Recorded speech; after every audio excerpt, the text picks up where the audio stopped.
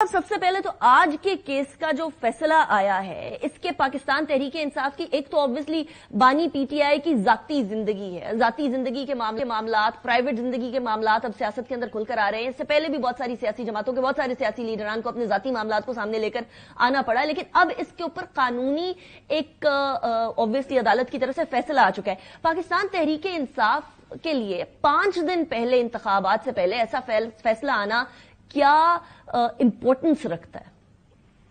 देखिए, पहले तो मैं इसका जिक्र करूंगा तो ये जो शेमलेस किस्म का बेसलेस और ये बड़ा एक बेहुदा किस्म का केस उन्होंने बनाया है, ये इसकी शो कर सकता है कि जो मुखालिफिन है वो कितने नीचे जा सकते हैं इस किस्म के मामलात में।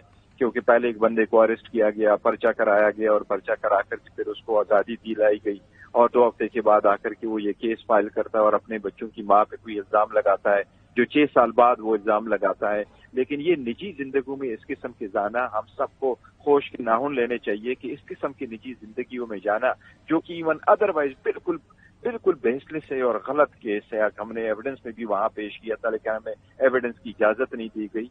ये बिल्कुल बेसलेस है, लेकिन इसकी पॉलिटिकल इम्प्लीकेशंस बहुत ज्यादा है फ्यूचर में और हर किसी के लिए हो सकता है।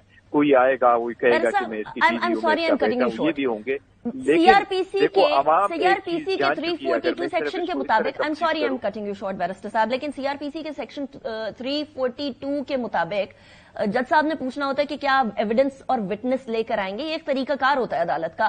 क्या वो पूछा गया था पाकिस्तान तहरीक इंसाफ के वकला से? देखो, यही हम कह रहे हैं कि 2 किस्म की चीजें थी। जो आप गवाह प्रोसिक्यूशन का होता है तो आपने उनको क्रॉस एग्जामिन करना होता है। अगर आपने उनको कन्फ्रंट करना है तो जो पहले उन्होंने स्टेटमेंट दी और एविडेंस दिया हो और पहले उन्होंने कोई इंटरव्यू दिया हो और कोई इसके से रिलेटेड कोई प्रेस में कोई रिपोर्ट आया हो तो आप गवाह को कह सकते हैं कि अभी आपकी ये स्टेटमेंट है, पहली स्टेटमेंट आपकी क्या है। हमने जो डॉक्यूमेंट्स जितने उनको कन्फ्रंट करवाने थे उसकी इजाजत नहीं दी गई और वो हमारे पास जो एक मोबाइल फोन में थे, मोबाइल की इजाजत नहीं दी और फिर हमने कोर्ट को कहा कि वो मोबाइल फोन से हमने सारे व्हाट्सएप वगैरह ट्रांसफर कराए। जो एडिशनल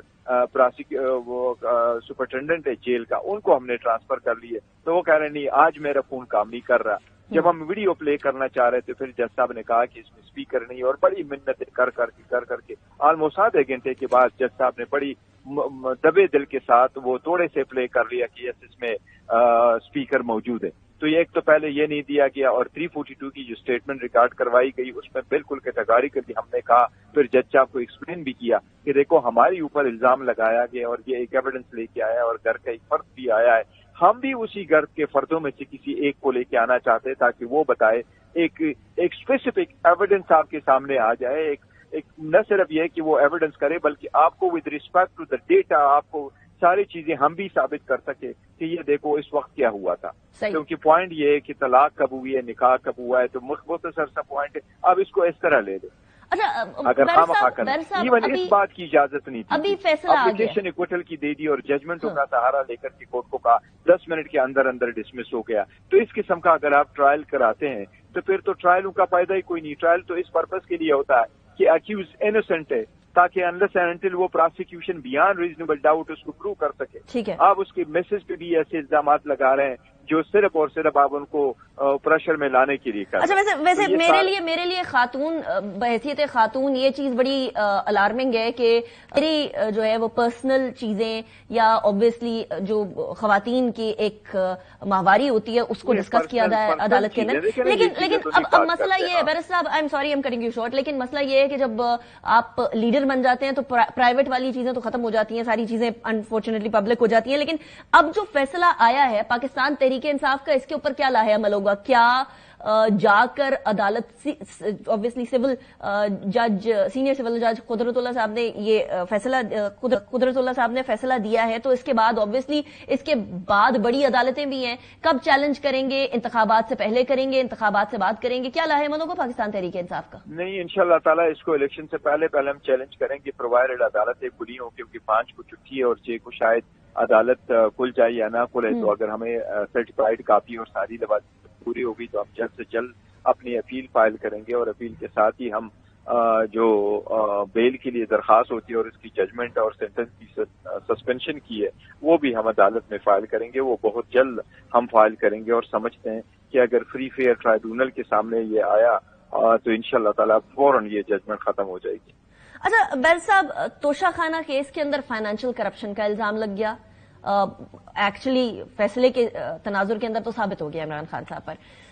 سائفر کیس کے اندر یہ ثابت ہو گیا کہ جی ریاستی معاملات جو صیغہ راز میں رکھنے چاہیے بانی پاکستان تحریک انصاف اس کے اہل نہیں ہیں، اور اس کے اندر مورل کرپشن کی بات سامنے آ گئی ہے. اتنے بڑے بڑے داغ ہیں، یہ کسی بھی سیاسی لیڈر کے لیے کوئی آسان کام نہیں ہے. آپ نے کہا اس کیس کو تو آپ انتخابات سے پہلے ہی چیلنج کر دیں گے، باقی 2 کیسز کا کیا کریں گے؟ وہ بھی باقی 2 کیسز چیلنج کریں گے، لیکن جہاں تک توشہ خانہ کا کیس کا تعلق ہے تو توشہ خانہ کا کیس تو کوئی بنتا ہی نہیں ہے. سارا کچھ اکارڈنگ ود لا ہوا اور ہم نے عدالت کو یہ کہا کہ یہ نیب کا کیس اس کو بنا رہے ہیں کہ جی اتنے کی ویلیو تھی اور اتنا نہیں ہے، تو ہمیں اجازت دے کہ وہ ایکچوئل ویلیو جو گریف سے آئی ہے وہ آپ کے سامنے لائے، تاکہ آپ کا یہ ہوتم جیسا جس کی وجہ سے پروسیکیوشن کا کیس کریش ہو جاتا ہے، جس ویلیو یہ بتاتے ہیں اور جو گریف والے خود کہتے ہیں کہ اسپیسیفکیشن کی ہمارے ساتھ کیا ویلیو ہے، تو وہ اجازت دے. وہ بھی جج صاحب نے اجازت نہیں دی. تبھی تو میں کہہ رہا ہوں کہ ہر طرف سے ایک طرف سے کراس نہیں دیا جا رہا، دوسری طرف سے آپ ایویڈنس پروڈیوس کرو تو اس کی بھی اجازت نہیں دی جا رہی. دوسری بات ہے کہ آپ دیکھو پورا ریکارڈ اٹھا کے دیکھیے، اس میں بشرا بی بی کے ساتھ دور دور تک تعلق نہیں. یہ گفٹ ان کو نہیں دیے گئے، یہ گفٹ انہوں نے نہیں لیے، اس گفٹ کی لسٹ میں اس کا نام نہیں ہے، اس گفٹ کے پیسے انہوں نے جمع نہیں کیے، اس کے ٹیکس انہوں نے نہیں دیے، یہ انہوں نے ریسیو نہیں کیے تھے، ان کے نام کوئی چیز دور دور تک نہیں ہے. تو پھر ان کو سزا کس بات کی دی جا رہی؟ صرف اس لیے کہ عمران خان پہ پریشر ڈالا جائے. سائفر لے لو تو سائفر کیا ایک حقیقت نہیں تھی کہ اس پہ ڈیمارک بھی کرایا، پروٹیسٹ بھی کرایا، ایک لیٹر آیا، ایڈمٹ بھی کرتا ہے.